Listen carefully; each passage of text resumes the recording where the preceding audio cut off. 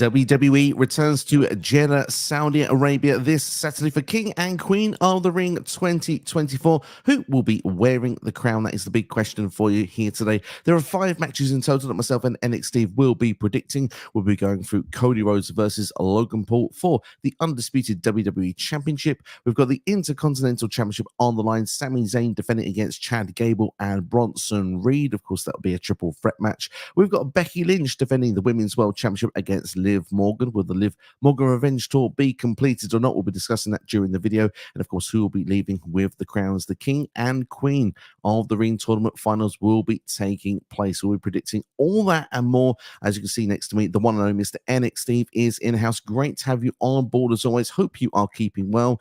And would like to know, first off, the match that you are most looking forward to. I don't know, really. I mean, maybe the main event for the King of the Ring crown. I'm just obviously the idea of Gunther versus either Tama, Tonga or most likely Randy Orton. I think sounds like that's going to be an absolute killer of a match. But then, dude, I want to see Cody versus Logan Paul, and I definitely want to see what happens in that triple threat match. So it's an exciting card all round for me. Yeah, there's quite a lot of exciting matches on this card, to be honest. I think I'm going to have to go with the Women's World Championship. I think it's probably the one that stands out to me the most. Is Liv Morgan to win that championship from Becky Lynch? There's been a lot of talk in the community going on. It feels with obviously Becky winning the championship and, of course, Liv not winning the championship after Rhea Ripley going out. And everyone thinks they know the destination of where it's going to lead to. In the end, we'll have to wait and see what is going to happen. But, yeah, it's going to be a fun one. And obviously, yeah, I'm interested to find out who's going to walk away with those crowns as well. Like you say, potential idea of Gunther being King of the Ring certainly fascinates me. But yeah, what would be your excitement levels then for King and Queen of the Ring 2024? Yeah, I mean, just to play off what I said a minute ago, the fact that this card is looking really good from start to finish. Do you know what I mean? Probably have to say maybe an 8 or a 9, being plus obviously the idea that the Wyatt 6 are meant to debut as well. Hopefully that doesn't go too wrong. So yeah, this has the potential to be a really good show for a Saudi show. Do you know what I mean? And it's I know famously Saudi shows have kind of been frowned upon, looked down upon. I've been one of them people to say that myself. But do you know what I mean? I think Triple H is probably looking to kind of change the feeling around these shows, and he's trying to make a bigger deal out of the show. And yeah, it's like I said, from start to finish, this looks like it's going to be a really good, solid show. Yeah, I think it's the same, really. Obviously, we did a retro series for this channel as well for King of the Ring. We did 1993, the whole tournament in one night. Obviously, was the first ever one. Now we've actually got this tournament back when they got the Queen of the Ring involved as well. Kind of makes sense in the way the fact that they have this now, where just the finals here, you actually having to be, a King or Queen of the Ring over a prolonged period rather than having a one night run. So I kind of like the way that they're kind of doing this and the way it's been spaced out. It probably leads into our next question as well. But for my excitement levels, I kind of feel the same as you. I think this one's up there with an 8 for me, to be honest. Because, like you say, some of those Saudi shows haven't always been the most exciting. But yeah, I mean, Triple H just had these way of putting these condensed cards together, like 5 matches, maybe sometimes 4 as well, and really just giving us great matches after great match after great match. And this show, judging by the card, maybe no exception. So yeah, I'm going to say an 8 as well. And yeah, it's been interesting to see if there'll be some title changes, twists and turns, stuff we've discussed for quite a while on this channel could be brought up, and see if they will be executed on this show or not. But then one last question I'll have for you then, just before we go into the chat,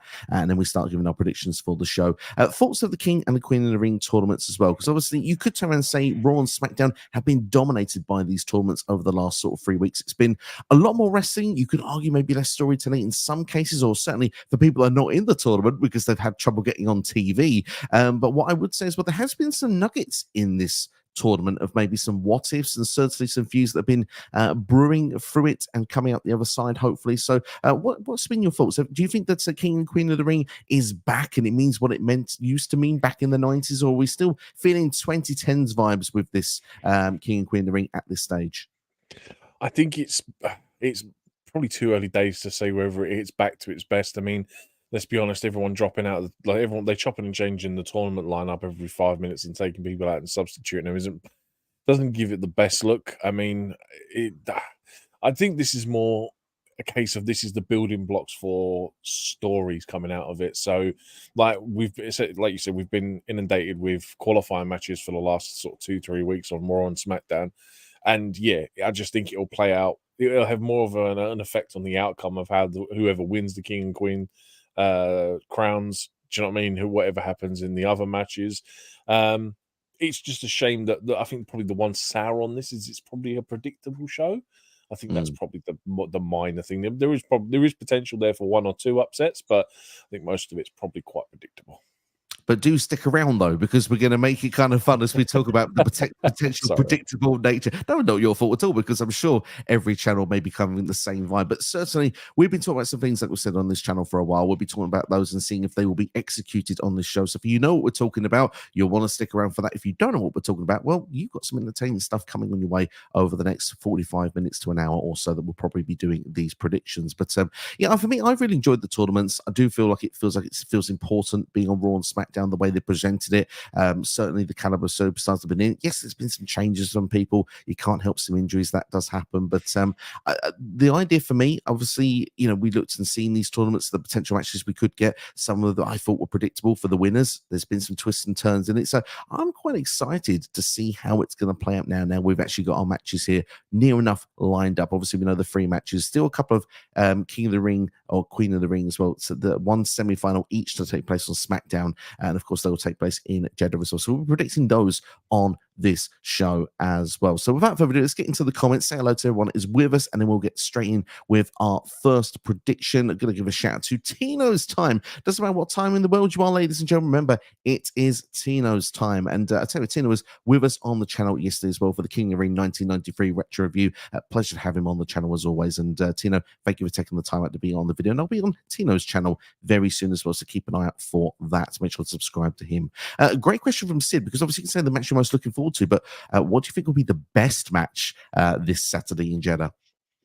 It's probably going to be Gunther versus Randy. Everyone knows the work rate that Gunther can do, and everyone knows what Randy can do. And I think you put them two. Obviously, this is the final for the men's King of the Ring tournament. I think that's how it plays out. That's got the potential to be an absolute killer. I'm expecting Logan Paul to put on a great display, but yeah, I'd still say the men's King of the Ring final. I mean, Gunther doesn't have a bad match. That's the difference with this. It's hard to think, Gunther could face like a mannequin and it's going to be a great match. It's at least 4 stars coming. But I've seen that match. Was it as good as I said it was? It probably is. Probably. So it's probably the same equivalent as Kenny Omega with a blow-up doll. But anyway, different stream. We'll talk about that probably. Yeah, I think I'm going to go with Logan Paul and Cody Rhodes. Probably will be the best match on the show because there was intrigue and excitement, twists and turns for some other matches. But this one, I think we just know what we're going to get. I mean, Logan Paul has always delivered, and obviously it's a high-profile main event as well. Cody Rhodes has had great match after great match. So yeah, I think that probably will be the best match of the night. Just to give props, though, I would also probably say the women's title match, just because I think that match has the potential for there to be a title change, which I think obviously draws a lot of intrigue to as well. I think obviously that's the one that's at this minute probably the most 50-50 match to call on the card. So yeah, I'd say that's probably up there as well. Absolutely, indeed. And just to mention that match, Pierre is turning heel on Becky Lynch, 100% against Becky Lynch. So we know that Pierre is going to be wanting Liv Morgan to win that championship. And set excitement level 7 for this show out of 10 as well. Roger giving his thoughts for the IC title. Roger, we might share the same feelings, but we'll talk about that later on. Obviously, the 2 tournaments were very good, says Pierre. I really hope that Lyra Valkyria will never stick a nose in her new friend Becky Lynch and Liv Morgan's business again. It feels like Pierre's really turned heel on this one. Ouch, Pierre. That's all I'm going to say with that. Mike says that I think Nia will win Queen of the Ring. Lyra should be kept strong. She's getting better by the week. Character needs slight tweaking without turning heel. I could agree with the character work slightly, but she's certainly a very strong showing. And Kicking with Liv says that Liv officially turned heel last night. I think it's been on for a couple of weeks now. I don't think it was just last night. Obviously, we've seen Liv been doing a bit of dirty tricks for a number of weeks now, particularly leaving Becky Lynch high and dry in the ring against Damage Control. She didn't need to be involved in that business, but I mean, that is not something that a babyface would do, to just leave someone there, even if that is their rival. Yeah, I mean, I still think that Liv will be treated as a tweener more than anything, because people want her to win that championship, and the fact that people want her to win it is kind of the case that you're always going to get people that cheer her. It's like she won't be the out and out Dominic Mysterio heel type, although wink wink nudge nudge to them too. There might be something for them too in the future, but yeah, it's yeah, I'd say the same. I think she's been playing the heel role quite well for the last couple of weeks. I suppose it probably just cements it more than anything from last night. Absolutely, yeah. It's certainly in there solidified. And we'll be talking about that match, of course. Match 3, we'll be talking about it today. Zayn says, I had the King of the Ring game on Game Boy back in the day. Have you both played it? I actually don't think I have played that one, actually. I think I remember the arcade version of it, which I used to love as a kid, but it was a case of like you only play it a couple of times a year because it's one of them things you do on holiday where the arcade machines are. But yeah, I really do miss the old retro versions, the arcade machine versions of like King of the Ring, and I forget the rest of the other ones.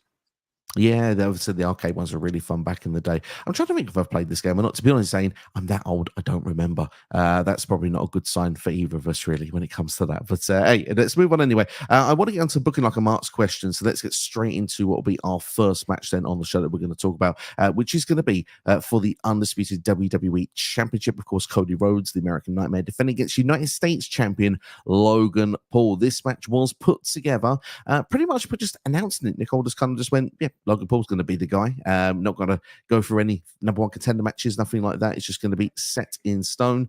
And obviously, there was a bit of confusion from people to begin with because there was a bit of primer work in ring.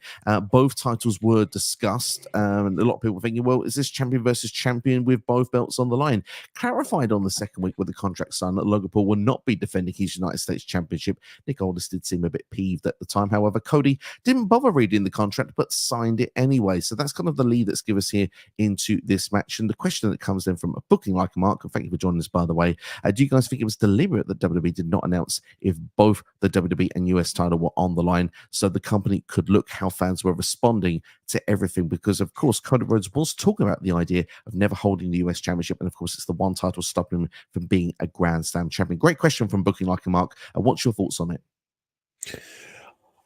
I don't think it was necessarily a deliberate thing. I think it was just a pure accident. And I think it probably got lost in translation somewhere along the line, which is why they probably had to do this contract sign-in just to clarify that it is for the WWE Championship. As much as it would be exciting to see Cody win to another title and be a double champ, it's going to make what the men's division going to do without a mid card? And what are you going to do with Logan Paul? Do you know what I mean? Obviously, SummerSlam is meant to be, I forget now, but basically Logan Paul's home state. And it's kind of like, how do you then get that United States title off of Cody and back on Logan Paul? So I just think it was more of a miscommunication than anything else. There's potential where it could have been miscommunication. I do think there is something in what's been put below here because of the fact that it was very messy. Yeah. I mean, because like the thing is like I took it as like, Cody, this is your challenger. That's what Nick Aldis said. Like, right, you will be facing Logan Paul, and it's like, okay, cool. We've seen Logan do this. Logan, it's the third time Logan Paul's had a championship opportunity, and they've all been in Saudi Arabia. So it's kind of like it's the done thing. And Logan's 1-1, by the way, for those that keep in score. Of course, lost to Roman Reigns in Crown Jewel a couple of years ago. Beat Rey Mysterio at Crown Jewel last year to win the US title, which he's still holding now. So, I think it's one of those things that it's an attraction, obviously, for the Saudi crowd, for Logan Paul to go over there and perform. So I think that's why this match was put together. I think a lot of people were upset with the idea of, well, why Logan Paul and everything like that. I think more my problem with it was kind of actually how the match was just put together. Because, like you say, look at this question below. It's kind of messy. It could have been done a lot better. And I think that for me, that's where the miscommunication kicks in. What was meant to be, not sure, but they could have engaged in it for sure, booking like a Mark, because Cody hasn't won that title. And if people might want to know if fans would turn on Cody for having too much. However, they might think, well, no, I like the idea of Cody holding the US title as well, because it's another title that Dusty made famous.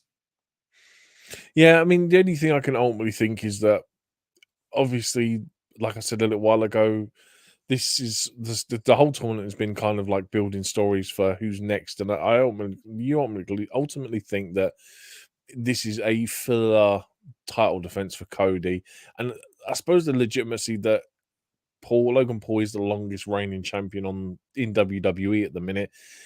I think they would have probably just helped if they had a bit more clarity to just probably answer why he gets this title shot. I mean, everyone knows he's like the details that he's the longest reigning champion, all this kind of stuff. And yeah, I don't know. It's just a bit, like I said, just a bit of clarity maybe would have made more sense. Even if Nick Aldis had turned around and said, this guy's been undefeated. Well, this guy's undefeated. He's the longest reigning champion. Do you know what I mean? Just add something to the context. And instead of getting wouldn't necessarily say the mess, but it's almost like someone missed a story beat somewhere and they've had to play catch up to try and get this story across the line for this show. Yeah, I can see that point of view from that. And I actually can kind of agree with that because, like you say, if there is that miscommunication there, then it's when it's led to all the chaos that it's created that they had to literally turn around on the following and go, right, we need to explain this now in a bit more simple format so that people get what is actually going on. But as I said, for me, to have booked this differently, I would have just said Logan Paul would have just challenged Cody for this championship. Maybe it could have been a situation he was invited to be into the King of the Ring tournament and said, well, why should I compete in 4 grueling matches when I already feel like a king already in WWE? You know, I've got the United States Championship. I've got Prime like in the corner every week, the hydration station. My Prime logo was in the middle of central of the ring, the first, sponsored logo on the WWE ring ever sort of thing, every PLE. So the only thing missing for me is that championship. I think it could have been just simply booked that way. That's how I would have gone about it. But hey, that's not the way they did it. Yeah, I mean, the only other thing I would probably say as well is that the fact that we've had the draft so recent as well, that they haven't, it kind of logically makes sense that they haven't had time to establish who a number 1 contender is. And whereas your champions have all stayed brand locked. So it kind of makes sense that the guy who's been there the longest, rather than the guy that's been there 2 weeks, gets the title shot, I suppose, as well. Yeah, I mean, there is that argument in there. Obviously, there's a lot of people that moved over from Raw to SmackDown. For example, like someone like Andrade, for example. You think, where's he been since he's come over? They're slowly building me up, I guess, to be introduced to SmackDown TV. They did that for 3 months on Raw, though, which is a bit of a worrying idea at this moment. But look, last question before we go into a prediction, and then we go to our chat. A lot of people have been critical of Cody Rhodes' reign already, which I think is a bit unfair. Like, Cody Rhodes has been champion for literally, like, I don't know, a few weeks at this point. And, there was like a few weeks between WrestleMania and Backlash, and now for the next sort of few PLEs, it's 3 weeks between each one. It's not like even a month to build up your next story. And with Cody Rhodes being someone that will defend the title each and every time, not being a Roman that turns up here and there, do you think that it's a bit unfair because WWE hasn't got perhaps the same time to tell a story right now for Cody, that people are being too harsh, being critical on this title run already? Yeah, I mean, I said this when we did, I think it was the Backlash review, and I think I turned around and said that we're kind of on the come down from WrestleMania, and there's no real story beats, and they're in the midst of trying to build a story up. So you kind of just have to have these filler title defenses for Cody because they have to build someone for him. Like, I can't imagine this will be a dirty finish. I imagine this will be clean. There's no one I can see, barring whoever wins King of the Ring, being a problem for this title match. So yeah, it's like I said before, it's a lack of stories at the minute. Well, we're getting great wrestling, but it's the compensation for lack of stories. And once we get past King of the Ring, the brands are a lot more settled in now. They've been on each show for about 3 weeks. We've had our King and Queen winners. Obviously, we'll know who the new Raw like women's champion, or the new world heavyweight champion will be for the women. Yeah, I'd just give it a couple more weeks. Like I said, it's lack of story. I think at the minute it's the biggest problem. Yeah, and hopefully they'll have time to build that as we get to more shows. Obviously, with as far as we Crash of the Castle, again, they're all international shows as well to keep in mind. Also, so different audiences as well for Cody to perform in front of. But I think when you get to SummerSlam, when Money in the Bank, SummerSlam time, start getting more time to build these stories. Whether it's going to be a Randy Orton, whether it's going to be a Bloodline member, Roman returns, whether it's going to be The Rock. There's so many possibilities. I think that's when things are just going to, dare I say, skyrocket for Cody Rhodes' title reign. And many other title reigns have, had slow starts and been, if they're long-term champions. Everyone said about Rhea last year, and all of a sudden it was like, no, Rhea's going into WrestleMania like one of the biggest and hottest acts in WWE. So I think people just need to let it breathe, give it time. But we've let it breathe and give it time for a long time. Go on, I'll let you get in first. Sorry. Oh, sorry. I was just going to say, like, I don't want it to be how like AEW book to their champions, where they do this great build of a story, and they get to the point, like, for example, Hangman Page. Hangman Page wins the world title, and then they have nothing creatively for him afterwards. I very much doubt that is the case because it is WWE, and they have something in their pocket that's ready for it. But yeah, I would say the same as you. Just tranquilo, give it some time. Absolutely, give it some time indeed. And we've given people some time to digest the prediction, so I think it's only fair we give our prediction. There we go. I got the segue there for you there. That's why I tried to push in through it. So what's your prediction then? Cody Rhodes versus Logan Paul. Yeah, Cody Rhodes retains. Easy answer. Yeah, easy answer. Cody Rhodes retains here. I don't think I've seen people suggest an idea of like a double false finish or this sort of stuff. I don't see none of that. I think simply Cody wins here. We move on to the next person for the next PLE, which of course will be in Scotland, Clash at the Castle. But let's go into the comments and see what people got to see. And of course, Richard in the house, he says spoilers, ladies and gentlemen, which means either it's a prediction or you can see into the future. He says Gunther versus Tama Tonga will be the King of the Ring final. So there we go. We'll have to wait and see.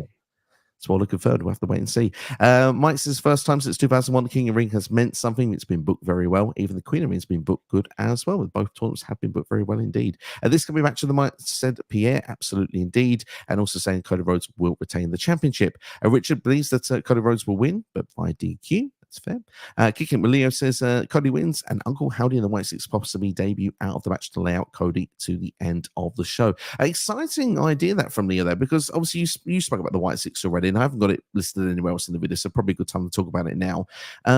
If they do debut on this show, I suppose I should ask you yes or no, but if they do, is this the place they should actually debut? I said my feelings on this before, that I think that this isn't the right crowd for them to debut. I mean, I know that they did a QR code last night, and they're doing something on WhatsApp, I believe, on the 22nd.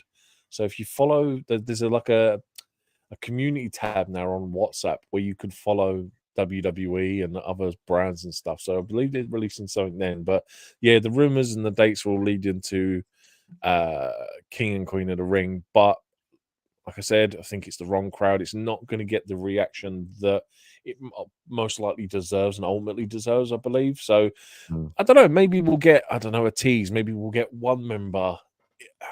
I just don't want them to ultimately bring out this faction of whoever they are and then just instantly go for world titles. Like, I want it to be a bit more of a build rather than just be like, I'm Uncle Howdy and I want the WWE Universal Championship. Because then it's like, how do you book Uncle Howdy to either beat Cody, or how do you keep Uncle Howdy strong if he loses to Cody? Do you know what I mean?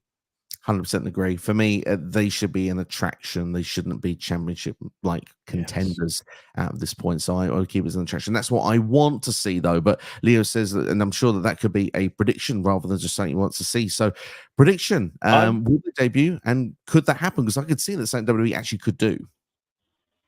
The only place I would actually logically see them debuting on this show is if Randy makes the King of the Ring final and they debut, because obviously Randy had a whole thing with Bray and stuff like that. That's the only kind of story beat I can see as the reason why they would debut on this show. I like that idea. And that's okay. Now that's what I want. Now you've said that, that's what I want, because then that way Gunther can win, gets through Randy. Not the cleanest way of a finish, or it happens after the match, one or the other. I actually quite like that idea. That's quite cool. I'm not going for Cody, but like you said, he's protecting everybody, and that's my worry with it. Maybe Randy becomes one of the Wyatt Six. Oh, well, he's been in the Wyatt family before. Yeah, who knows? Who knows? He's been there. Two Sweet Carl from On the Mark Wrestling Podcast. Ian House is really looking forward to this weekend. We get 2 pay-per-views. Good to see you guys. Hope you're doing well. We're doing very well indeed. And of course, you'll be predicting both of those pay-per-views on your channel on Thursday. So make sure to subscribe to OTM. And honestly, it's a great time on their channel each and every time. Of course, Cleveland, Ohio is where Gargano and The Miz are from, along with Logan Paul as well.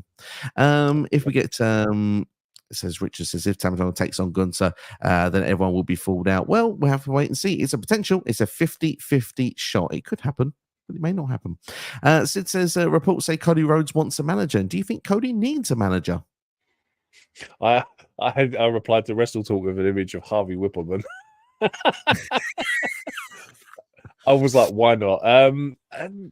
Maybe because it would be an interesting story beat. Like, I don't know. Like, I know a lot of people would say, like, oh, a Paul Heyman kind of guy, but I don't know. You could put anyone in that position. Even you could put Brandy in that position. I think Brandy's obviously too easy of an answer. Like, I don't know if they were to do it. Ultimately, I think there has to be a story about them too as well going forward. Even if, for instance, it was someone like maybe DDP. Do you know what I mean? Because DDP has obviously got lineage with Dusty, and like there could be something there. And obviously, DDP is still physically active that he could ultimately maybe as a storyline beat double cross Cody Rhodes in the future. So yeah, I mean, hey, if they've got an idea for it, I'm all for it, man.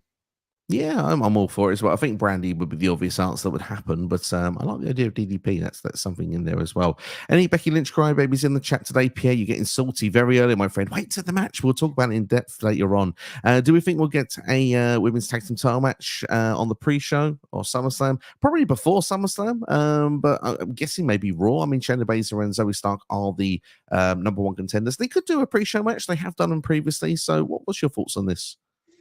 Yeah, I would like to see what the Sonya Deville thing is play out. I don't know if I missed. I know that they had an initial interaction when Sonya Deville came back.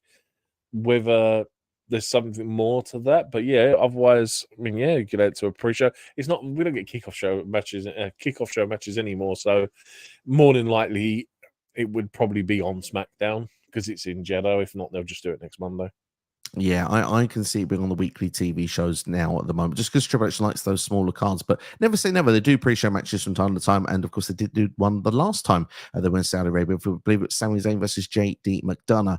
To speak, Carl says, I see the Wyatt 6 going after Jey Uso. First, maybe a better first feud. Going for the title right away is too fast in his opinion. Give Jay a program for the summer, and Jimmy can return to help him. Not against this idea. I think this could work really well as well. Just in the meantime, while we're brewing a Bloodline Civil War, Jey Uso, of course, now not going through to the King of the Ring final, is going to need something to do. Yeah, I mean, that's the only thing is, like I said, I think the debut is meant to be at King and Queen of the Ring. So how you get Jimmy on the show, but otherwise, it's not a bad shout. Like if he'd have made it to the final, it would have been a really good place to put him in. Absolutely, yeah. Would we not be against it? Maybe they find a way still to put him on the show. Irish Wrestling Entertainment in the house. Hope you're doing well. Great to thank you for joining us. Says that Logan Paul with WWE champion before Jey Uso. ... I agree. Yeah, I would say so. That's at the minute that's the highest possibility. Like Logan Paul is booked. Do you know what I mean? To the world at the minute, like he's coming off of nothing and already had a singles title run. You can't really complain with that. I mean, if at some point he turns babyface, I think he could be huge and would be great as a world champion. Interesting. I mean, I like Logan Paul as a heel. I wouldn't change it, but I think as WWE champion, I think it will happen one day. I just don't think it's yet. It's a high possibility. Yeah, it's a high possibility. I mean, he's already won a singles championship before Jey Uso, so you know it's in the cards there. It's certainly on the cards. Tuesday Carl says that Roman has his fill of challenges as well. Just do what needs to be done. People are fickle, and says Gunther versus Randy is going to be. Well, chef's kiss, I'm guessing, going with that one there. Richard has got an idea of Solo Sikoa spiking Cody Rhodes at the show. I'm not sure if that will go down, but it could happen. You never know. We've got to actually fill ourselves with a future challenger, and Solo Sikoa could be one of them. PS says, I love the idea at the end of the show where you have the White Six reveal itself this Saturday. So just revealing themselves could also be a way they could go. And Pierre does say he doesn't want to see Cody Rhodes versus Uncle Howdy for the championship either. Apparently, Sid says Arn Anderson AW contract is expiring soon. I thought it was already gone, to be honest, from the company. I didn't think he was still there. But he could be Cody's manager. Certainly could be an idea as well. Could come back. So, yeah. They have to be very careful with Arn because of Arn's previous comments in AEW when he was talking about handguns and stuff. Yeah. Maybe not, but it's not as much of a PG era. But yeah, I still don't know if that thing that would wash with everybody. You're kind of right. 1993 King of the Ring. We get your cigars out there and all the rest of it, your fireballs. Yeah, watch the review if you've not seen it already. It's worth definitely checking out. But if you enjoyed the video so far, make sure to hit the like button, share with a friend as well. Let them know that we're here. Subscribe. Thank you for your comments as well so far. Really keep them coming in. We've got 4 matches more to talk about, so we're going to dive in next now with the Intercontinental Championship triple threat match. Going to be it's going to be the mind versus the body versus the soul. We've got Intercontinental Champion Sami Zayn versus Chad Gable versus Bronson Reed. Love the analogy of how they put that together on Raw, actually. And obviously, with Chad Gable, he has been the one that's been mind manipulative of the trio. He's obviously wanting to shape the Alpha Academy to go with his heel ways. They've been very reluctant to do so far. However, Otis did bite the bullet in a match against Sami Zayn on Raw this past week. However, he did apologize to Sami Zayn backstage afterwards, and everyone is chanting for Otis. You love to see it. But obviously, Chad Gable has booked the flights, has got the passport sorted for Otis, so he will be there in Chad Gable's corner. We look at Bronson Reed. Of course, he has not really got the soul. He does no care about anyone in this match. He just cares about one thing, the Intercontinental Championship. He's been chasing it for a long time. Could this be the place? And Sami Zayn, well, he's held the championship now for around 50 days, something around that area when it gets to this show. Obviously, has not been on the Saudi shows for the first few years, but since starting going on the last two, he has been undefeated. So it's going to be interesting how it's going to play out. But yeah, what are your thoughts with this triple threat match? Ultimately, this probably has the most, but this is like it has this one obviously because it's a triple threat. The chance that it could change hands is obviously greater because it's 33% chance for each person to win it. I like the idea of it. My problem is that I think that the Chad Gable story is bigger than the title at the minute, and I think that's what the whole point of this match is. And we're waiting for that.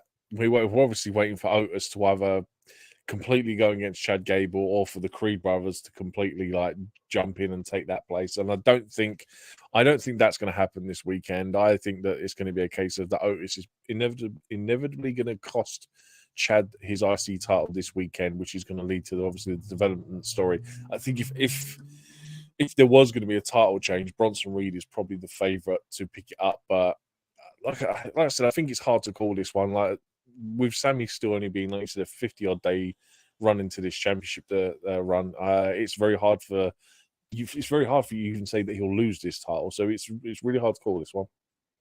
It is hard to call. I feel that Raw has helped me make a decision, though, when I look at this. And obviously, you mentioned about the Creed brothers and stuff. And obviously, that's actually been going through the waves of a lot of the wrestling networks today. And don't usually sort of pat ourselves on the back with this sort of stuff. But we talked about this 2 months ago, suggesting that Chad Gable would turn heel. And then obviously, this would be breaking away from the Alpha Academy, having the Creed brothers and Ivy Nile. And we sort of see the story play out over recent weeks. It's been fun to watch because of the fact that Chad Gable has been heel. The rest of the Alpha Academy have remained baby faces.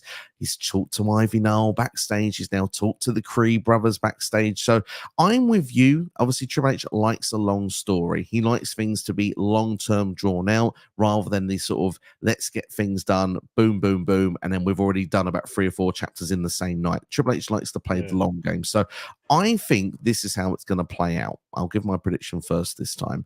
I think that Otis is there. He's done the job for Chad Gable on Raw.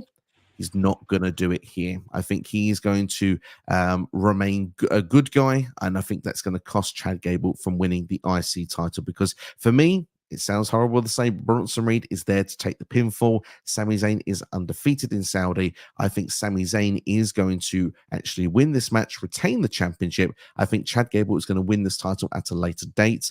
My current prediction that's been on the channel for a little while is Money in the Bank, where Chad Gable wins it in Canada.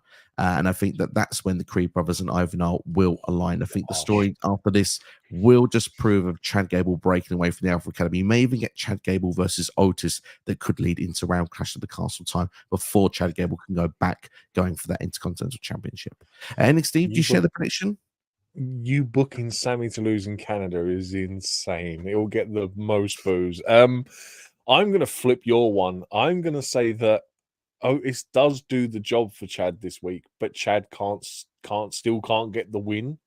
Ooh, and I think that will cause Chad to turn more heel because he will blame Otis, even though Otis did what he told him to do. But I'm going to go with the same result as you, that Sami will retain because the 50-day run ultimately is the biggest turning point in this story, in this match, where they don't do short runs anymore. Don't get me wrong, it'd be nice to see a shock title change. But yeah, I'm same as you. Sami will win. I think you said Bronson.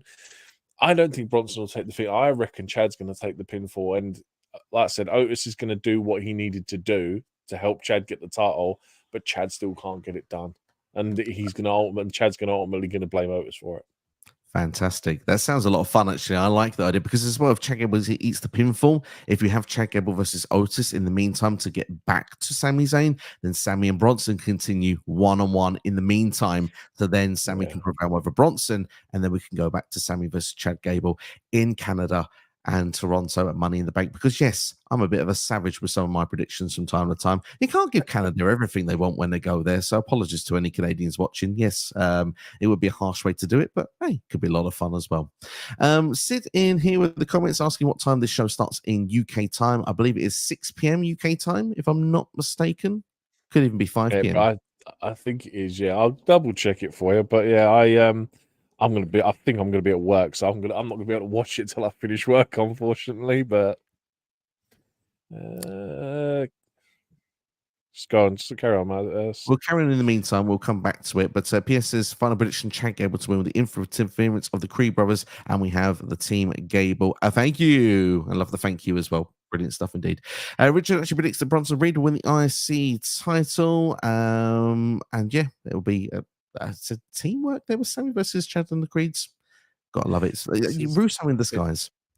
It says here that the kickoff show starts at 4 p.m. and the actual show starts at 5 p.m. UK time.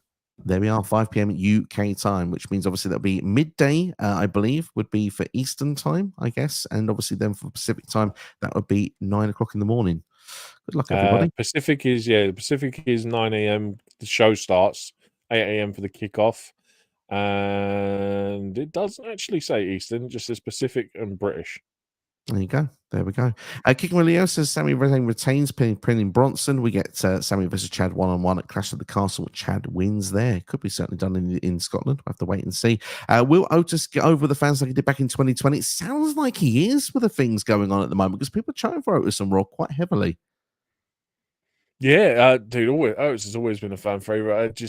I'd like to see a more serious side of him. I think if that's the goal with this long term for Otis, I'd be up for it. Like I'm in the same boat as Chad Gable. Like I'm sick of seeing the worm.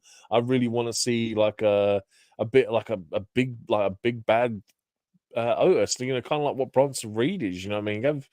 Like those two could be literally polar opposites.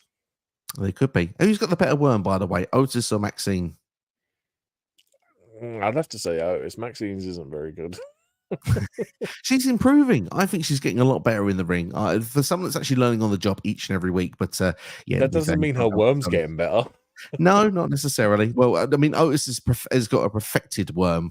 That's certainly a weird sentence to say out Otis loud. has the physique for the worm.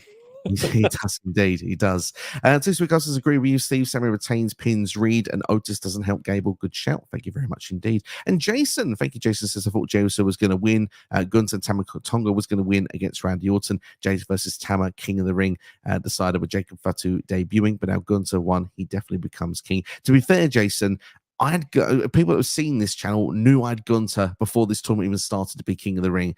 And when I saw the semi-finals, I started thinking, I was like, oh, maybe it could be Jey versus Tama. There was a lot of reasons to do so. We'll probably talk about more as we get to the King of the Ring match itself. But yeah, that would have been a fun way definitely to kick off the Bloodline Civil War. And last up, we've got Zayn says wants to see Heavy Machinery be a tag team in WWE once again. I don't know what happened to Tucker Knight, if he's still wrestling or not, to be fair, but I'm not sure on that one, but fun back in the times. Yeah, good tag team back in the day. But Otis, unfortunately, Otis had the greatest debut ever by what did he do? Alexa Bliss had what was her coffee segment talk show thing she had up on the ramp, and Otis just randomly comes out and starts saying, "Pretty lady." I love Otis. I love Otis. He's certainly a character. I love it, dude. Let's move on in the meantime. We've got 3 more matches to go through, and I think a match is certainly going to get quite a bit of debate from everybody. Is the Women's World Championship match Becky Lynch defending against Liv Morgan. The Liv Morgan Revenge Tour. Of course, a lot of controversy does come with this match because, of course, so Rhea Ripley was the Women's World Champion, was for about a year, beat Becky Lynch at WrestleMania. The next couple of days on Raw, I said the next night on Raw, but it's 2 days later, Liv Morgan basically took Rhea out.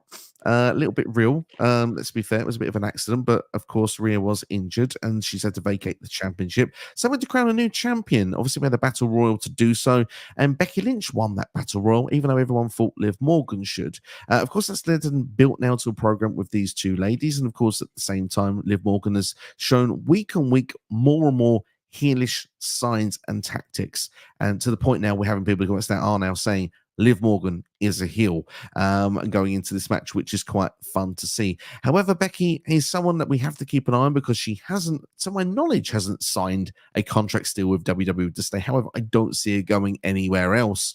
I think it's just a matter of time. It's when, not if. But at the same time, it certainly leads to an interesting, I suppose, story in this, because Becky Lynch usually would hold the championship for quite a while. If she was to lose here, she would only hold the title for 6 weeks. Something we probably should not ignore either is the fact that Liv Morgan has been getting chummy backstage with one Dominic Mysterio. Now, it's not been obvious on camera, but there's been little, let's say, Easter eggs on a weekly basis on WWE, although it seemed to have cooled down in the last week or so, although I haven't seen social media from last night's Raw, so if there has been something, I've missed it. However, NXT, I'm going to pass it over to you, my friend, and want to get your thoughts of the build of this rivalry with Becky Lynch and Liv Morgan. Yeah, I mean, thinking about it now, Becky winning was probably the smartest move if this was what they wanted to do in the long term. Like you said, I don't know what the deal is with Becky's contract. I just tried to have a look quickly, see if there's anything new on there, but there's still nothing. The only thing I can think is maybe Becky just wants to take some time off, which isn't obviously a criminal thing to do, but it's like, what's the point? I suppose from a WWE standpoint and a business point is, why would you rehire someone and let them have time off? Mm-hmm. Like, but with Seth re-signing, I imagine the same, that Becky's going to re-sign. But back to this, yeah, I said I think Becky winning the Battle Royal is just ultimately the goal for this match here and to get to this point. And yeah, I mean, like I think the problem a lot of people are going to have as well is that hopefully if Liv is to win this, it doesn't end up like her first run. So I think they're just being really cautious with how they book Liv, because I think that a lot of people know that she has very divided opinions with a lot of people. Like, I suppose they both have, really, just with Becky winning the title again, that there's a lot of people on both sides that are very 50-50 for both of them. So yeah, it's the story, I'll be honest with you, has not really been the best for me. Like, I think it's just kind of been very much the same as what a lot of what Liv's storylines are, and that they're not really, they're just kind of there, and there's no, I don't want to say heat or passion to them, but it's just kind of like they happen, and there's no like how, obviously, like how Becky got her nose busted and we got the man Becky Lynch from that. Do you know what I mean? There was no key point in the story where Liv has just become the one that has to take this title. But like I said, with this, well, like you said, with the whole revenge storyline, it kind of seems like the way that they're going to do it. And again, with Rhea being the former champion, you ultimately think that going forward that Rhea versus Liv is probably the storyline as well that they're going to play it once Rhea comes back. So obviously there's going to be a lot of eyes on it alone, just for the pure fact that Becky doesn't have a contract. So it's going to be an interesting one. Plus, this one has the highest potential to be a title change at the pay-per-view. Yeah, I agree. If there's going to be a title change on this show, it's going to be here. And it's one of those, again, like the IC title, I think it's when, not if, but there is 3 scenarios that can play out with this match. Obviously, it can be the fact that Liv doesn't win the title at all when they do Becky Lynch versus Rhea at the WrestleMania rematch at SummerSlam, or whenever Rhea returns. However, you would think that Rhea will go for Liv Morgan when she first returns. And I do think Liv Morgan eventually is going to take everything away from Rhea Ripley, the championship and her man. Obviously, it could be step mummy in the meantime. So that's something that could play out on this show. Obviously, with those little Easter eggs we've had, maybe Dominic Mysterio helps Liv Morgan here win the championship, or Liv tries to win at this point. She still can't get the job done, so that she gets help for the next match that they have, which probably in storyline beats me would make the most sense. However, we've already done that with one match on this show. So a bit of me just kind of feels like I think WWE just might pull the trigger on this one, and I think Liv Morgan is going to find a way to win the championship here. Whether she cheats to do so, solidify that heel turn, maybe to do the rematch, and that's when Dominic helps, or Dominic's going to get involved on this one and he's going to align with Liv Morgan, because Dominic Mysterio is bringing many people into that the playhouse for Judgment Day. I think Damian Priest is losing track who's in there. You know, I think they're going to need to get a bouncer soon at Dorman to see who's actually The going to get revolving door, I think. Exactly. You've got Carlito, you've had Santos Escobar, you can get Liv Morgan going in there next. So it's going to be an interesting vibe of what's going to go on. Obviously, Judgment Day would be very interesting in general if Liv Morgan was with Dominic Mysterio. What would go on? Who would align? Where is that going to be? Where the cracks really go in for perhaps what will be inevitably Damian Priest versus Finn Balor. So I'm interested with how it's all going to play out, but I'm just going to jump in with a prediction here. I think the end game is Liv Morgan wins the championship. I suppose the one last thing you could do is it could be Money in the Bank again, but I would prefer not. I think Liv Morgan should get the championship here. We should try and make it work from now. That's my opinion. So let's wait and see how it's going to go. But Nick, Steve, what's your prediction? Yeah, I'd say Liv is. If Liv, honestly, she probably needs a clean win more than anything, because if you like Money in the Bank is such a, it's obviously it's a game of chance with Money in the Bank, in the case of that you've got to cash it in at the right time to win it, and I think Liv honestly just needs to win a title off of her own back, which is why I don't think Dominic Mysterio will interfere. I mean, if he does, I mean, going off of what you said a second ago, if it was the case of that Dominic is trying to bring Liv into the Judgment Day, they could go down the route that, well, she has gold, and gold in the Judgment Day is always a good thing, and then they can do the whole Rhea versus Liv when she comes back. But yeah, honestly, I just think Liv needs a win off of her own back more than anything. I agree with you. I think Dominic comes into the picture a bit later from now. Like you said, Liv, I think a lot of people's problem with Liv's run last time was the fact that she did it via Money in the Bank. Maybe the match against Ronda wasn't really the best or most believable at SummerSlam at that point, because Liv hadn't been built up to that level, I suppose, if you want. But they've built Liv up now a lot more, to the point that she does feel like her name with that championship. It's a matter of time. It's not a matter of if. So I think they should go with it. They should run with it. And like you're saying, perhaps she cheats to win. That's fine. She still gets the job done, because a lot of heels have made themselves big names being, people that cheat. So, hey, Roman Reigns cheated for the last 3 years of his title run. So it's kind of like, you know what I mean? It does go down. So I'm with you. I think Liv Morgan should win this without Dominic. I think Dominic helps in the rematch with this. Yeah, absolutely.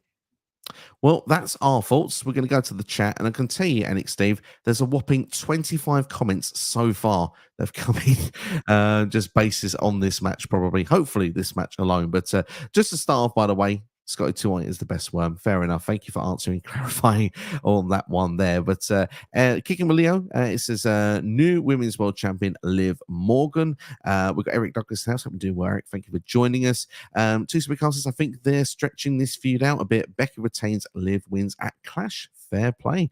You got to kill time till Mummy is back. We've got here, I love as well, Pierre is still very much on the Liv Morgan train and very much on the anti-Becky Lynch train. So expect a few of those coming in here. But we've got, Eric says, I feel it's now or never to give Liv the title. Do you agree with that comment, that it's now or never? Not really. I mean, ultimately, whenever someone wins a title, it's kind of like they have to be built to the point where they probably deserve it, or, you know what I mean, the fans in general get what they want. Like I said, for me, the story's not been the best. I mean, I would, like I said, for me, I still need a moment that really turns this on its head and makes it like Liv has to win this title. And it's kind of like, for me at the minute, I just feel like Liv winning is kind of just expected now. I don't know. Maybe I'm asking for too much, but yeah, I'd like. Yeah, I mean, I don't like I said, I don't think it's now or never. There's always ample opportunities for people to win titles later on. Like, dude, that's why people are so many multiple time champions. I mean, dude, look, Kofi Kingston waited 10 years to win a world title. Do you know what I mean?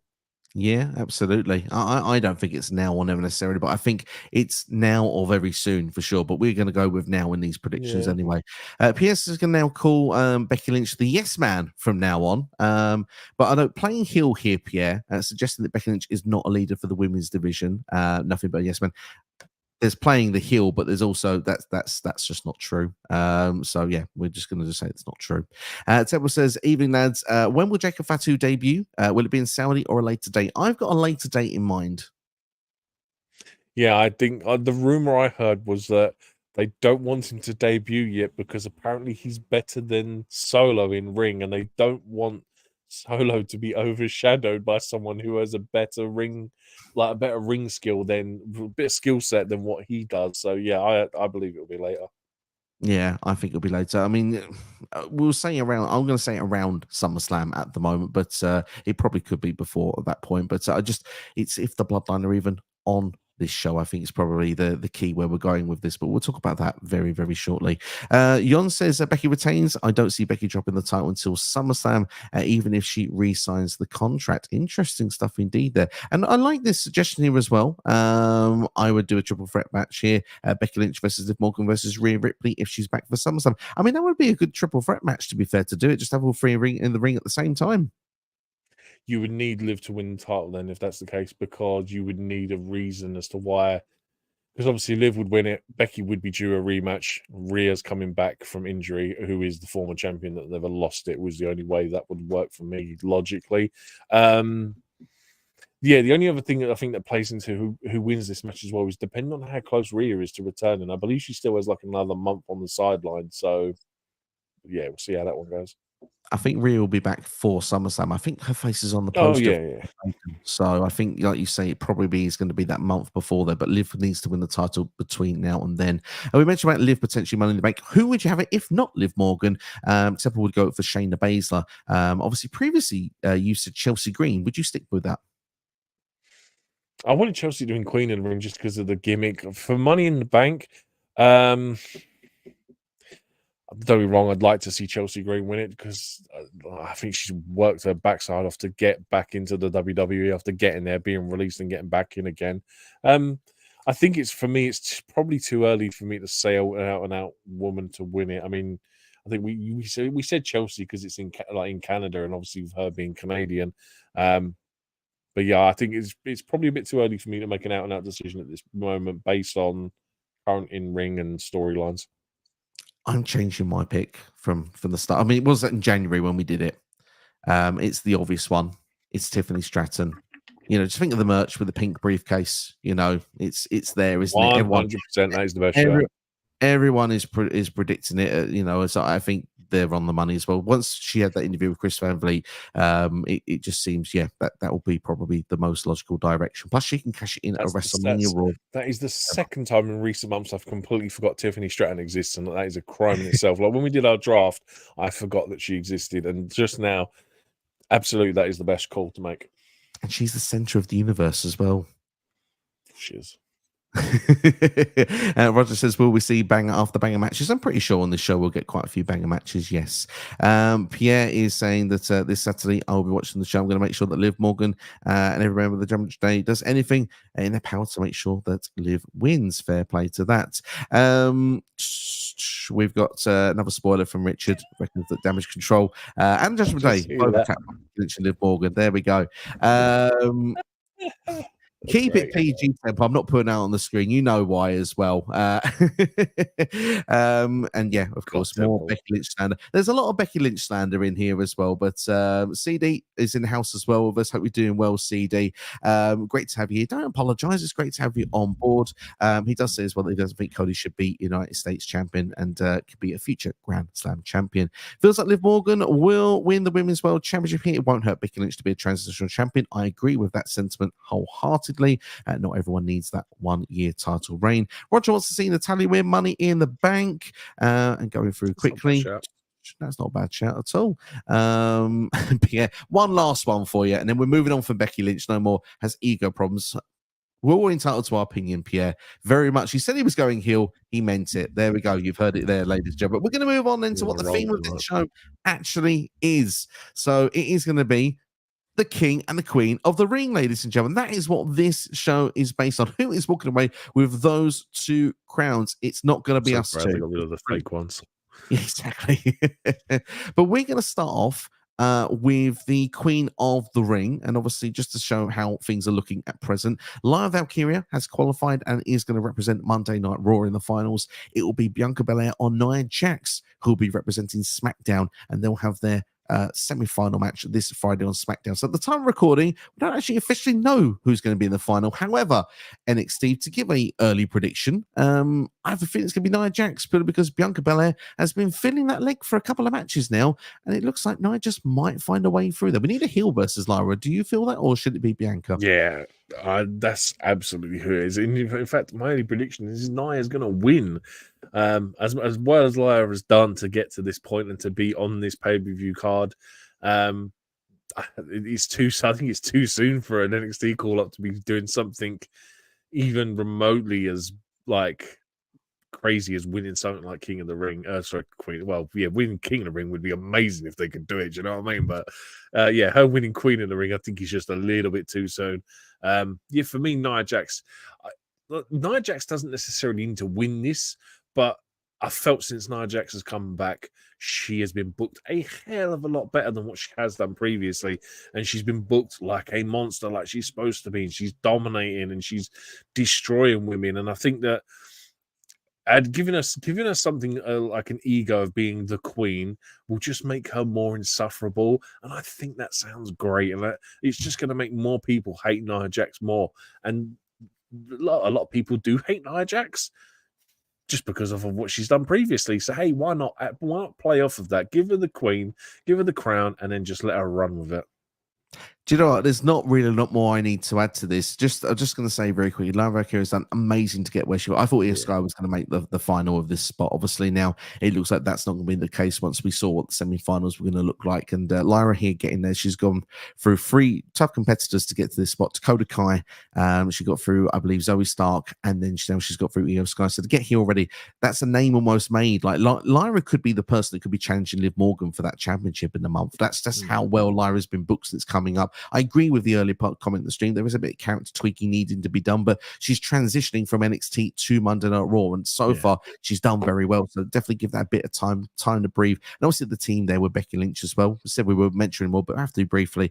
That sort of thing could play quite well as well with a rivalry against Damage Control, potentially Liv Morgan as well. But going in and onto SmackDown, Bianca Belair with a leg injury, I think makes a lot of sense. Then that way that Nia can get through, because then Nia's then got through both Belair and Cargill. And I mean, once you've got through those two, she should win Queen of the Ring, because like you said, everyone dislikes her. She's improved so much in the ring. She's been booked so well since coming back. But one thing that I would say is that I think it could be right for her to have a bit of a character change. And I actually wonder if Queen of the Ring is actually the right thing for her, because a lot of people go back to King of the Ring and the transition that he did for Booker T back in 2006. King Booker. Imagine Queen Nia just on the mic, being obnoxious every week. I'm not a big fan of people carrying the gimmick afterwards, but if someone's going to do it, I think Nia Jax could pull it off pretty well. She needs a stooge. She needs like an Akira Tozawa, someone who can be her court jester. Do you know what I mean? She needs someone that she can boss around like dude. The potential of it already just sounds fantastic with what they can do with it. Yeah, you give Nia the ego run and just make her like just treat men like scum, because you know what I mean. It's one of the things I don't think I can ever recall a female character being like the ultimate scumbag to male wrestlers. Do you know what I mean? So you give her Akira Tozawa dressed up as a jester, or give her someone along those lines. Like, if he hadn't have been released, I'd have said Scripps or something. Bring Reggie back. Have Reggie as a jester. Do you know what I mean? It would have been great. So yeah, it makes all the sense in the world that Nia Jax is going to win this. I'm actually really looking forward to it. And it sounds crazy for me to say that in 2024, that I'm looking forward to Nia Jax being Queen of the Ring. Yeah, but it would be perfect. And just the script side as well. Reggie coming back there with his wines as well. Could feed her grapes and stuff. That'd be perfect. I'd like to see as well, like, you know, obviously you have the idea of like, you know, when they sit on the throne and they've like people carrying them to the ring as well. Like, you know, have like 4 dudes, like, you know, on each corner of that with the, you know, the big stage thing with the throne. Perfect. Do it. She fits that to a T. And then Nia She's against going to have a Bayley coronation and everything. Yeah, it will be fun. It will be awesome. Yep. To be fair, I don't know if I necessarily I need this as much as I want it now. Yeah, I'm the same, man. Like I said, I think it's going to be so much fun to watch, and especially with like, who's the WWE Women's Champion at the minute? Bayley. My brain's gone. It's Bailey. Oh, bring back the Bailey Nia Jax storyline again. That's going to be so much fun. I think it's there. It's coming. I think it'll miss Clash. I think it's probably going to be the SummerSlam match if I had to predict at this moment. But give Nia a scepter, the crown, everything. I think it will be perfect. We've tried to get cooking on this one. We like what we say, so let's see if you all agree. That'll be interesting to see. And let's see, we've got C Nation. We have got other comments, and I'll do those at the end if you don't mind. C Nation says, I've got Nia Jax winning Queen of the Ring. The internet will be mad, but that's the point. Yeah, pretty much. That is the point. Nia Jax wins because Damage Control gets involved because they're setting up Lyra, Valkyria, and Becky versus Damage Control. Certainly could be a way to do it as well. Wouldn't be against that idea. Roger asking if Nia Jax is the women's wrestler of all time. You know the answer to that, Roger. I was going to say, I think the Lyra has a possibility of being involved in this whole Rhea, Becky, Liv storyline going forward as well. Yeah, absolutely. Yeah. Tama's got a good point here. Brock Lesnar was a rookie when he won King of the Ring back in 2002. So he's going for Lyra Valkyria to shock the world. Why the hell not? Temple, why the hell not? In fact, Temple, play it. That's what I'm saying. I want to see it on an episode of Underground before this Saturday. And loving, by the way, the idea of the two butlers, Akira Tozawa and Reggie. Certainly does seem fun indeed. I did get asked a question from Temple Plays, which I'm now struggling to find. Here it is. When Charlotte's scheduled to be back, don't rule about getting a title shot on her return. She was supposed to be out for ages, but she is well ahead of schedule with her training. I wouldn't be surprised if she's back by SummerSlam. Yeah, she's obviously coming back to... She's come back to Raw, though. That's the only problem, because Andrade's on Raw. No, obviously they keep married. I don't know. My brain gets... I'm still getting used to the rosters being changed, right? She's going to come back to... she'll come back to SmackDown, and Charlotte Flair, she automatically gets a rematch no matter what. Absolutely. That could happen. Also, though, Charlotte calls herself the Queen. If she comes back as a face, Queen versus Queen against Nia Jax. That's a program that's there for you as well, isn't it? But I got a little inside prediction quickly for when Charlotte does return, because everyone says the title shot. This is what I predict. Her and Andrade, the power couple. I think a lot of people, I've heard this a few times, and it's kind of like, if it's done right, yes. But then I think for that to work, I would want them to win King and Queen of the Ring. I'd want them both to win and have that as a proper power couple. That would have been perfect if Andrade was in it this year, because he's able to be in it. I suppose we have to wait for next year for them to do that. But it would be interesting. Depends what she's going to do when she comes back, to be fair. If she goes against Nia, it would be a babyface. If she goes against Bailey, it's a heel. If she wants to team up with Andrade, depends what Andrade's doing at the time. Yeah, but I really hate babyface Flair. Yeah, I prefer heel. Personal preference. Yeah. Absolutely. Well, we've done the women's, so let's go on to the men's. We know that the Ring General Gunther will be representing Monday Night Raw. It's either going to be Randy Orton or Tama Tonga from SmackDown to crown the King of the Ring. Now, of course, it does seem kind of like maybe it's obvious that Randy Orton, because babyface against heel, but I just want to quickly just throw an idea of why Tama Tonga might be a good shout to be in the King of the Ring final, because Benny might be saying he's a new face, new kid on the block. Why would you have Tama Tonga there? Well, his father was a king in WWE, King Haku in the 1980s. So no stranger to being in the family. So it could be something that means a lot to Tama Tonga. So I wouldn't be against seeing the idea of it there, but I don't think it's going to happen. I think Randy Orton is going to get the victory over Tama Tonga this week on SmackDown. I would have said, if it wasn't in Saudi, that maybe they return to Kevin Owens. So they'll probably have to do something different. I imagine that Randy would pick up the victory. Yeah, I'm like, I don't know. I mean, I don't get me wrong. I could see Tama Tonga winning, just for the fact that it then keeps the story. Like, I mean, I imagine it would be down to interference, and that's how Randy Orton loses, and it kind of keeps the Randy Orton story going forward. Ultimately, though, I think that it's probably the thing is, I don't want Gunther to win via interference. Do you know what I mean? I want Gunther to win clean, but then I suppose if you want to protect Randy, you have the bloodline get involved at King of the Ring. It's a very hard one to call, but I think ultimately I'm going to go with Randy Orton. It's the big name marquee match, and obviously being a Saudi show, it kind of makes sense to have the big marquee names in the matches. Absolutely, the big marquee name in the match against someone he's never faced before in the ring general Gunther. And let's not waste any time on this one because I mean I've Gunther winning. I think against Randy Orton, it's the perfect final opponent, really, because Randy's been there and done everything. If you want to put Gunther on a pedestal and say this is going to be your future main eventer to defeat Randy Orton at this show, it could be something that could do that. And yeah, I think Gunther's ready to break away from the mid card and to be getting in that World Heavyweight Championship picture. Yeah, absolutely. I mean, I said it pretty much at the start of the show that Gunther was probably going to win this, and it's building Gunther towards that main event scene and possibly taking the title off of Priest or Drew or whoever has it at the time, because he's on Raw, right? I'm not being a numpty and getting it wrong. He's on Raw. Okay, let me just get because he had a match against Jay last night that was on Raw, right? I said my brain's still frazzled from this change up. Yeah, ultimately he's going to go towards him winning that world title at some point in the future. SummerSlam, Survivor Series, Rumble, whenever. But he's trying to raise his level. And look, he has a gesture already made for him in Ludwig Kaiser. Do you know what I mean? So his role as king is already fulfilled. He needs like a Game of Thrones style throne. Do you know what I mean? As much as I like the look of the crowns, like I almost want Gunther to disrespect it and be like, I do not need a crown. Just symbolize I am the best in the ring.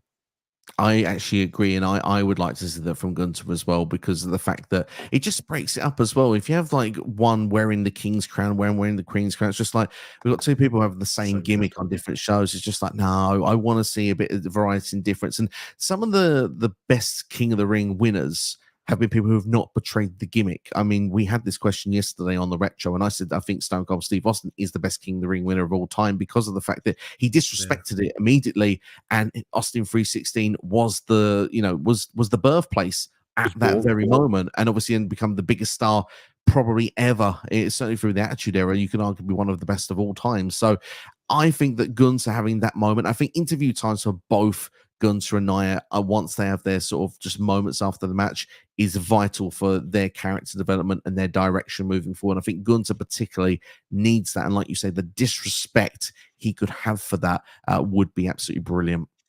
Do his coronation on Raw, because obviously with both winners being on different shows, do Gunther's coronation on Raw, and then literally have him destroy the crown and just be like, I do not need this to symbolize that. And obviously you can do Nia's on SmackDown, or maybe delay Gunther's a week just because then you can have Nia's and it won't. Gunther's one will be more of a shock factor, just like, I don't know, just almost like try and protect Nia's coronation before Gunther has a chance to destroy his one. But yeah, man, just absolutely have him completely destroyed the thing. I would try to think like use a sledgehammer on it or something, or pawn it. Do you know what I mean? Go and sell the thing. That looks pretty expensive. Do you know what I mean? Yeah, absolutely. No, sounds funny. But we both think Gunther is going to be your King of the Ring. So we'll go into our comments then, and then we'll wrap things up on the video too. But like I say, if you enjoyed it, make sure to hit that like button, share this video with a friend as well, and subscribe to the channel if you are new here. C Nation Dog says Tama Tonga beating LA Knight is insane. LA Knight should have won and then lost to Randy Orton. I mean, Tama is the new kid on the block, and yeah, I mean the bloodlines still are a big deal in WWE. Originally, I had LA Knight being in the final with Gunther before this was all set together, but it wasn't meant to be. But I think Randy certainly, when the brackets came out, is definitely a worthy finalist there if it is, and it does end up being Randy Orton and not Tama Tonga. Tama says, with Nia Jax winning Queen of the Ring and going off the Bailey, could you possibly add Naomi to that story and have the female bloodline with Tamina as a heel? Just a suggestion with the trio. I think it's fun. I think the problem I have with it is, where is Tamina? I haven't seen Tamina for a very long time, but I still believe that Nia Jax and Naomi will be a part of this bloodline storyline, but I think that Naomi's going to be on Jimmy's side. I think Nia is going to be on Rock's side. Yeah, I like the sound of that, because then if you're able to put a title on Nia, for instance, or you've almost got a match made there for WrestleMania with like the bloodline split storyline. It kind of writes itself, that one. Absolutely, yeah. It's perfectly put together there indeed there. Booker T is the best King of the Ring, says C Nation, was a very popular choice. King Booker, of course, back in the day there. Absolutely. You said Owen Hart indeed. Yeah, it was a very good answer, by the way. Owen Hart really did have a lot of respect for the King of the Ring. Yeah, actually, he had a lot of fun with it as well. he had a lot of fun with it, absolutely, and put himself into the championship picture in 1994 as well. But just conversations for a lot of the for the chat there. But let's go through the last couple of comments we do have that have come new in. For me, the final will be Randy Orton versus Gunther. A big dream match for Saturday, and Gunther wins from Pierre there. C-Nation views Tama Tonga as a tag team wrestler, absolutely, but has done some singles work as well, and won singles championships as well in New Japan. Tempest says Stone Gun counts it into an RKO, needs to happen on SmackDown with Randy versus Tama Tonga. Certainly could be one that could happen. King General Gunther is the prediction there from Temple. And of course, my prediction for the final of the Queen Ring is going to be Nia Jax versus Lyra, and Nia Jax will be crowned Queen Nia. Acknowledge your Queen of the Ring, Nia. Be a fun way to do it, absolutely, indeed. But that's all from us anyway. That's pretty much everything for King and Queen of the Ring. Alex, Steve, anything you'd like to say before we wrap things up here today? No, I do, man. Just as usual, always fun to do this kind of stuff and to listen to someone else's opinions and hear how you would spin it. And like I said, the one we had with Otis.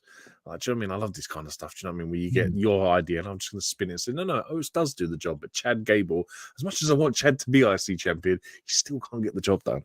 Absolutely, and that's what makes it fun. I like hearing opinions. I like hearing it from you. I like from the chat as well. Yeah, it's always it's a fun time doing these. So thank you that's been involved in keeping us busy for the last hour and 10 minutes. And hope you will enjoy King and Queen of the Ring. There'll be a review coming later this week as well. It will not be on Saturday, as you say.